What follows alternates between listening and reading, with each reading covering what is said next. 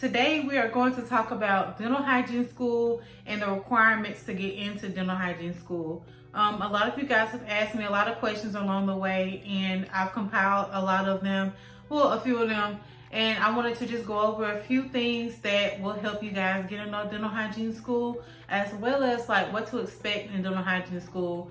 But first things first, I want to tell you guys what is a dental hygienist.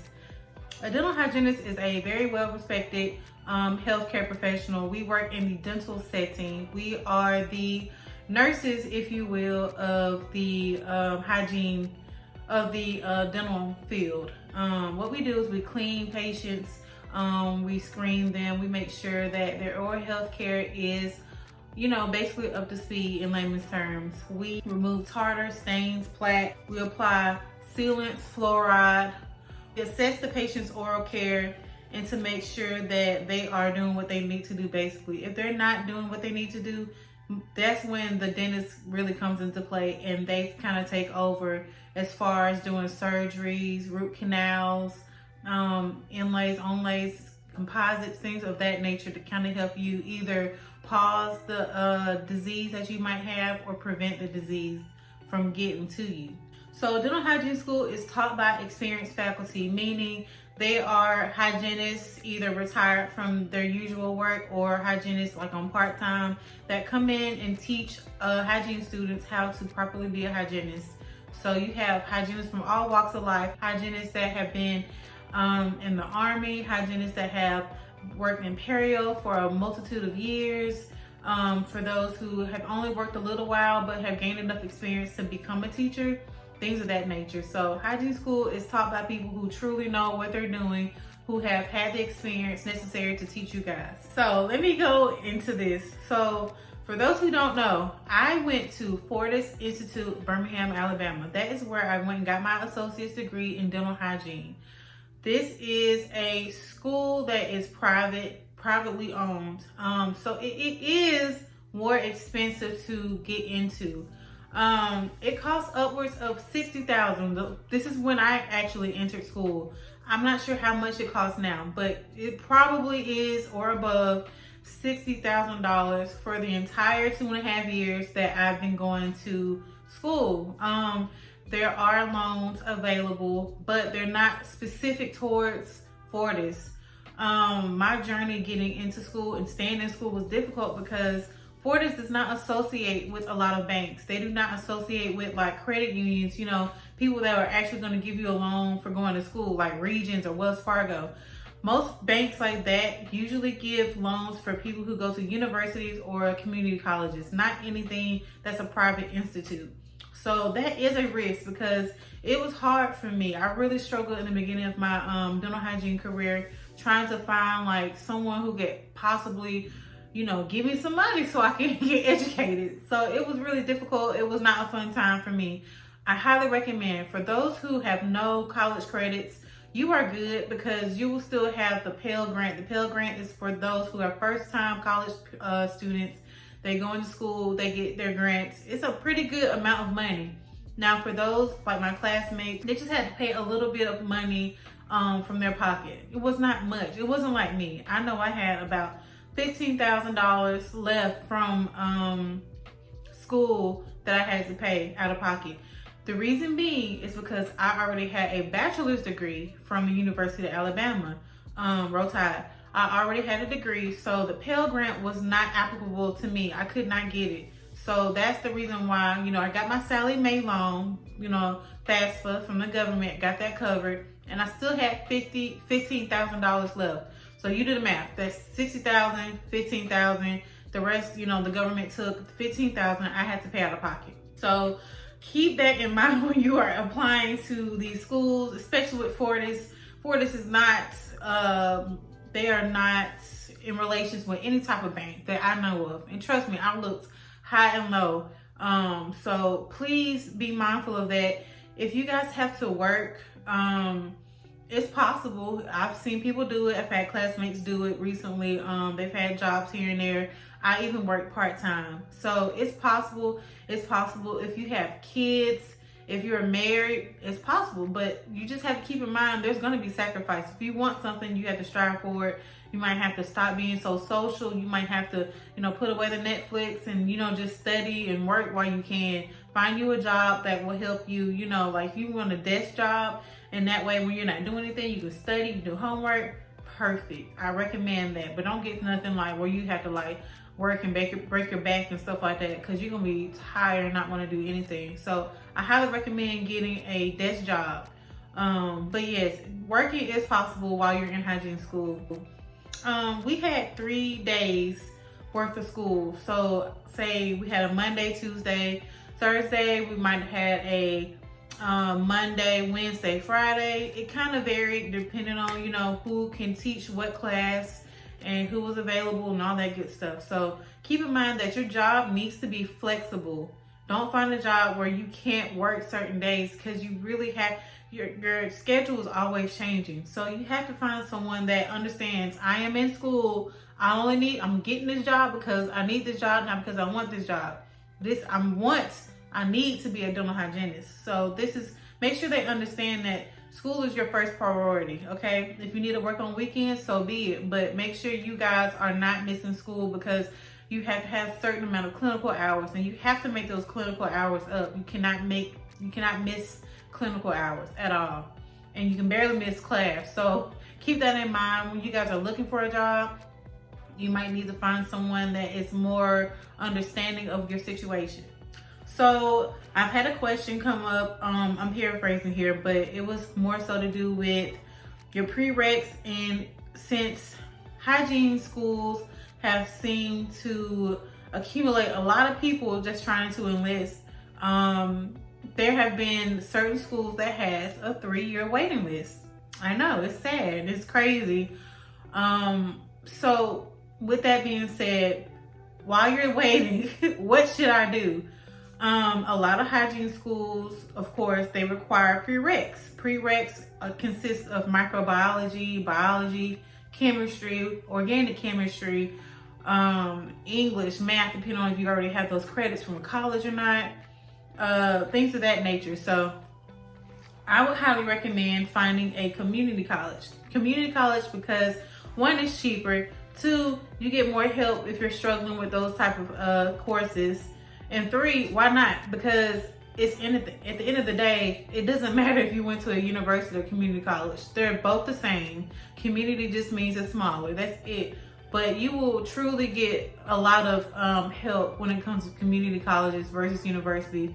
Just because the office hours and so many people, everybody might need help in a university. So I would highly recommend going to a community college. There's nothing wrong with that. It saves you time. And they don't give you like unnecessary classes. You literally get what you need in a community college. So highly recommend that. I went to both, so I'm telling you this because I know community college is where it's at. I had a question about, should I do shadowing before I decide to apply to dental hygiene school?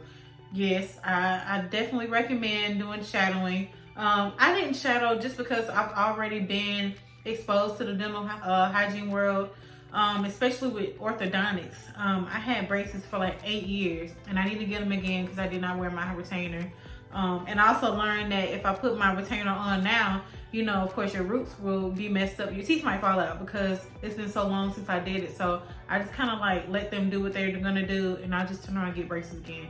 But aside from that, I've been in the orthodontic world for a long time. So that really interested me in becoming a dental hygienist and just being in that field. You guys know that I was in nursing school, so I love the health field. I love that. So I didn't really want any like shadowing. I was good. Like I knew I wanted to come into the program, so I would. But for me, to you guys, yes. For those who don't know too much about hygiene, I really want you guys to get yourself used to it before you go into, because a lot of people aren't aware of the certain things that we do. We don't just clean teeth, make you look pretty. There's a lot that goes on. It's a lot of different people and walks of life that come sit into your chair, and you might not be used to that. You might be used to pretty teeth, but baby, let me tell you, someone with perio, oh my God, you will be like, if you don't have a strong stomach, this is not the place for you. I'm telling you this now.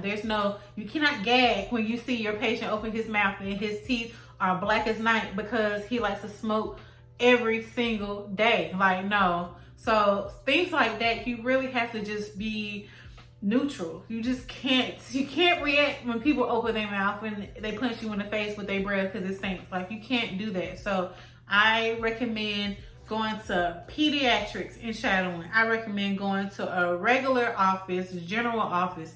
I recommend going to perio. Perio is really big. Perio is like tip top, like end all be all. You've seen everything if you go to perio, because perio, baby, they have all kind of diseases. They may or may not have teeth. They might have 3 teeth hanging off like this. Like, you wouldn't even know how to react when you see someone with perio. There's so many things that go into it. Or you might want to go to an oral surgeon, because those are the ones that gets injured really bad. You know, they might have half their face missing. You might need reconstructive surgery. People that need implants, things of that nature. It's really interesting, and I highly recommend, you know, looking into it, calling your local office, say, hey, I'm interested in becoming a dental hygienist. I want to apply to a dental hygiene program coming up, and I would love to shadow you guys and see what you guys offer and see if I'm interested in, you know, actually joining the program, because you might not at the end of the day. It might not be something you want to do, but it won't hurt for you guys to check it out for free. Or you might want to check out the actual program. Some programs let you walk around with the, you know, instructors, and they can show you guys around, give you a tour of the facilities and show you guys what the other students are currently doing. You might be interested in doing that. So ask and see, y'all. All they're going to say is no. So I highly recommend doing that.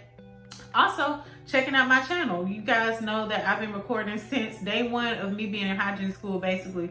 Check my channel out and see like the different videos that I have. Me first starting the program in Prereqs and pre-clinic and not knowing how to hold an instrument correctly.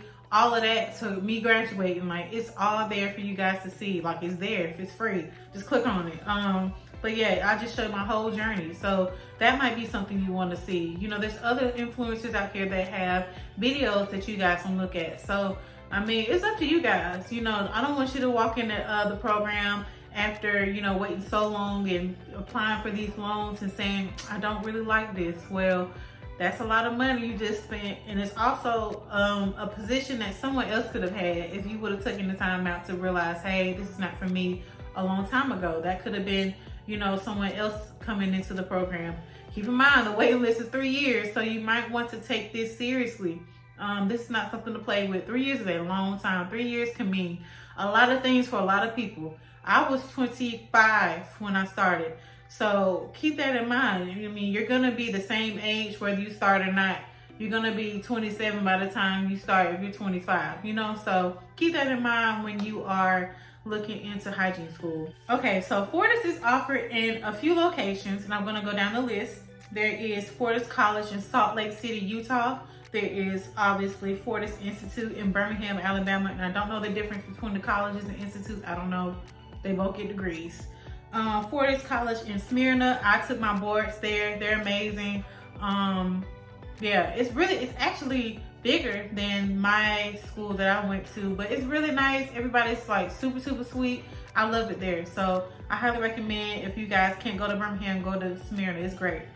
Landover, Minnesota, and last but not least, in Scranton, Pennsylvania, aka where the office is. But yes, those are the locations for Fortis Institute. There's also a multitude of places in community colleges that you guys can look up that are in your city. Another tip that I would love to give you guys is to keep your options open. If you are in Birmingham, Alabama, and you know there's only Wallace State and Birmingham offering dental hygiene, don't just be like, well, that's it. Like, that's all I can do. I can't go to Wallace. I can't go to Fortis. They already accepted who they're going to accept. Keep in mind, like, there are other states. There are other places you can go. If you need to travel 3 hours to get to your program to pass these classes to become a dental hygienist, well, so be it. Some people have to sacrifice to get what they want. Are you willing to sacrifice to get to that spot, to get to that goal that you have set for yourself? You might need to move. People move. It's okay. It's only 2.5 years, guys. It is going to go by so fast. But do you really want it, or are you just saying it and just giving up just because that option is not open? Look at all of your options. Exhaust all of your options before you decide, no, I'm not going to do it. No, I'm going to wait till next year. 3-year waiting list. Please keep that in mind. So if someone's offering something in Georgia and I live in Birmingham, I'm going to Georgia. Like, I'm going to do what I need to do to get this degree. You know, you gotta sacrifice, guys. It's all about getting outside of your comfort zone. I was not happy spending $60,000 on this degree and I already have a degree. Okay, so it took a lot of gall for me to get to this point. And I'm so grateful to God that I did it. But it required a push. It required me doing my due diligence and doing my research. If you need to find you a cheap apartment and find you a job and go to that school that's across the state or across the country, do that if that's what you really, really want. Do it, because someone else is gonna do it, y'all. So just try to keep that in mind. Keep that keep those options open, because there's always something somewhere. Okay, and I just want you guys to be great. That's all. So when I first got to Fortis and I found out that, hey, I wanted to be in the dental hygiene field, I realized I had to take an entrance exam to get into the school. So I took the Jessie exam. I did not take Wonderlic. They changed, I know Fortis in Birmingham changed it to Wonderlic. I don't know if all Fortis has changed it to Wonderlic, but I know Fortis in Birmingham did. But before they changed it to Wonderlic, I took the Jessie. This is the Jessie book that I use. There might be a different version, a newer version. This is edition 4, but there might be another newer version there, like 5 or 6. It's been a minute, but this is what I use. It's by Elsevier. I know this is a common name for a lot of you guys.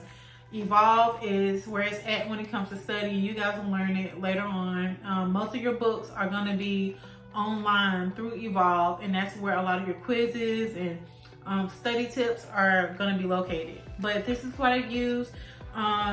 It's just an admission assessment. This is like a basic test just to kind of see like where you're at as far as education level is. They ask you basic math, well, not basic, this looks like algebra, I forgot about this. Questions with grammar, reading comprehension, mathematics, which looks like some algebra in here, as well as physics and anatomy and physiology and chemistry and biology. Okay, so yeah, if you guys want to look into getting into your school or hygiene school, I would highly recommend buying a book to help you study, because I mean, you might need a refresher. I mean, you might have just came out of high school, that's fine, but still they might ask some questions that you haven't seen before. So I recommend like at least, you know, getting a $25 book so you can get into the program. Like, what is that gonna hurt you? So I highly recommend this, or getting like the Wonderlic book. I'm sure they have it like Barnes & Noble or Books A Million. So it's really helpful. Or you can like look online. They might have something online for you guys to use. But this is the book that I use to get in. So hello, this is a great book. It was cheap, so that's that. I love Fortis, but Fortis is, so about my school, I love Fortis, but Fortis is how can I put this, in need of some financial blessings. Yes, aren't we all? As well as just kind of like updating their equipment. Now, mind you, they're doing the best that they can with what they have, and I highly recommend my director and my other teachers for doing what they can to make the school, you know, flow seamlessly as best as they could. And I just want Fortis to realize, you know, the higher ups, like, look, y'all gotta update these things. You can't be using stuff from 1985 and expect someone to think that this is like how all ops are supposed to be in the dental hygiene field. It's not. I hope they update their stuff, because some of the stuff is starting to, you know, so yeah. But I'm just saying, it's still a great school. I love it. It's a love-hate relationship with Fortis. I'm just gonna let y'all guys know this now. Y'all will find out if you're going. Yeah, it's a lot, but I wouldn't trade it for the world, guys. I promise you I wouldn't. I love that school. I love the people in it. They truly made my experience worthwhile, and I will never forget them or that building, ever. Does your school require scrubs every day? Yes, Fortis Institute requires scrubs every day. They require these, what is it called? Caribbean blue scrubs every single time I stepped foot into school, whether it was class or obviously clinic.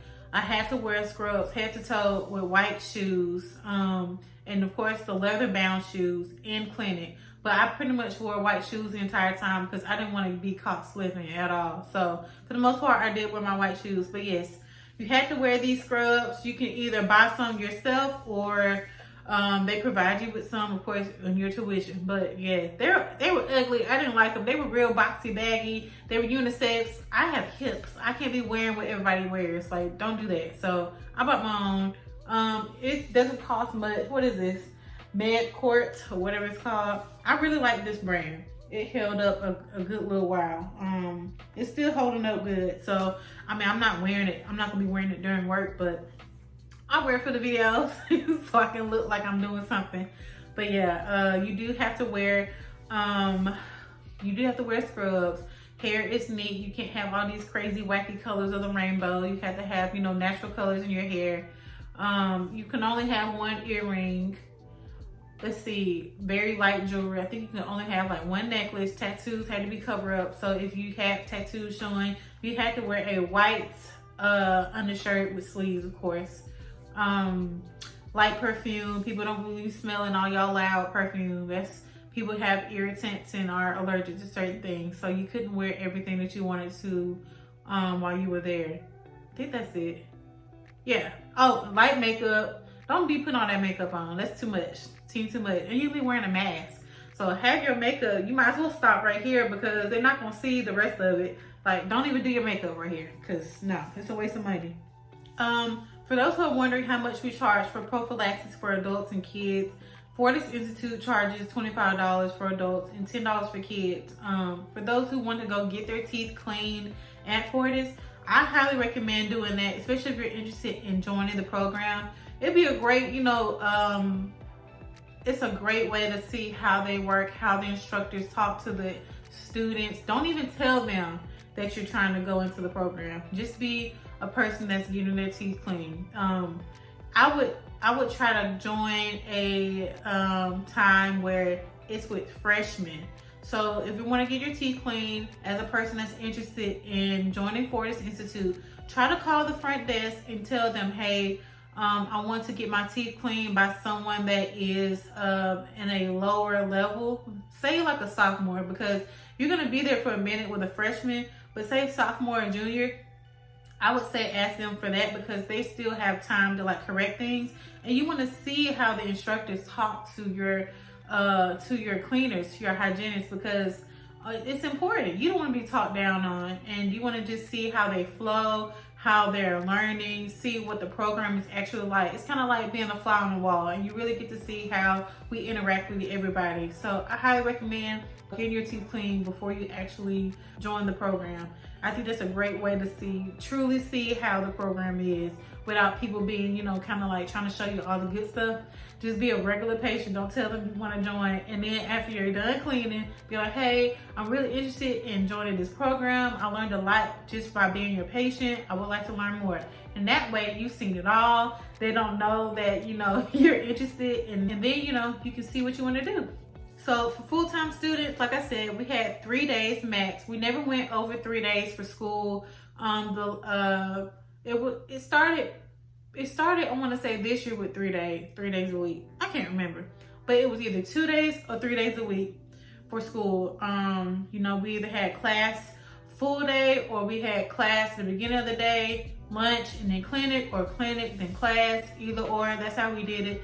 It wasn't bad. At first I was like, this is some BS, don't like this, but I got used to it. It was so easy, like it was nothing, y'all. I promise you would get used to it. It is not that bad.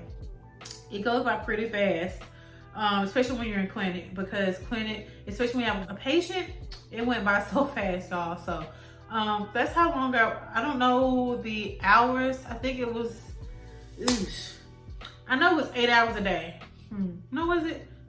I know it was from 8 to like 6. The last thing we had was 8 to 6. So 8 to 11:45, clean up, lunch from 12 to 1, class from 1 to 6. I think that's how it was. But yeah, sometimes we could get out a little early because, you know, we were done with everything. But for the most part, that's how long it was. You do have to find your own patients. So I believe I mentioned this before in a previous video. I had to have 35 patients. Now let me break this down for you guys so you can understand. Okay, 35 patients. Each patient comes every 6 months. Let's just make it simple for now. Those 6 months, every time they come, they can be counted as a new patient. So let's say you can see those patients 3 times. 3 divided by 35. You do the math because I can't right now. But 3 divided by 35. And then that's how many patients you would need. So now let's make it a little bit more complicated. For those 35 patients, some of those levels you need to make them, they need to be a perio patient. That means either level 7 or 6 or 5. It's perio, I believe. So with that being said, perio patients come every 1 to 3 months.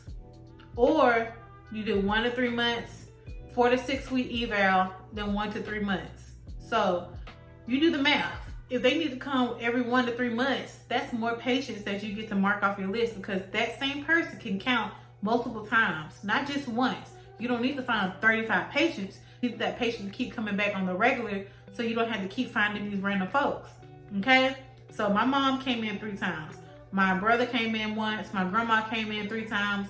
One of my grandmas, I think, had gingivitis, so she needed to come back in on a regular.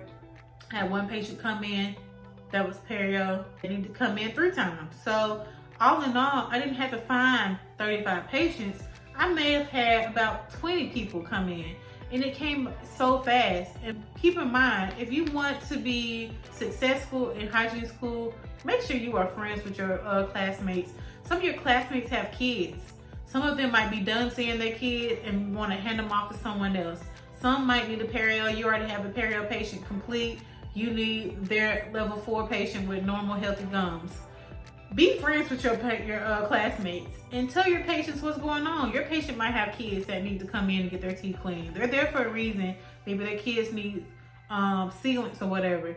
Use those people wisely. And when you have your family come in, use them for your evals.